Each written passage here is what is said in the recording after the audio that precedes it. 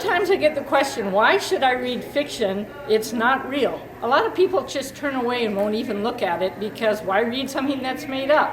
Aside from the fact that authors actually do a lot of research to make sure that they put their character in a factually correct setting, there is a really good reason why you should read fiction, and that is they've done studies and shown that people who read fiction have more empathy than those who don't. So what's empathy? Empathy means you're able to put yourself in somebody else's shoes, that you can feel more compassion for them, you know what they're thinking, and empathy is something we need more of in the world. So it's also a great way to learn about other people. So I have several books here that you might want to read. You can put yourself in somebody else's shoes who's totally different than you, or come down to the library and check out any fiction book. It'll help you figure out how to solve problems. You'll find that even though you might have different problems on the outside, on the inside we all react the same. We all get sad and angry at the same things. So, how about something like Running Dream, which is about a top-notch runner who loses a leg in a car accident? Or My Mother the Cheerleader, which is about a girl who lives in Louisiana when they're desegregating, and her mom is on the front lines to stop the desegregation in her school.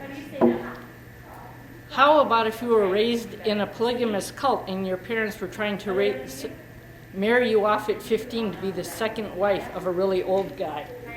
Or how about if you're just a normal high school guy with a hot girlfriend and you get her pregnant? Now, I know half of you are laughing right now, but your parents tell you not to do that, and there's a good reason why. Read this book and find out what it's like. How about if you're from Barrow, native in the 1960s, and you're forcibly sent off to a boarding school? Then there's Regine, who has an incurable cancer, and this is the blog of her final months.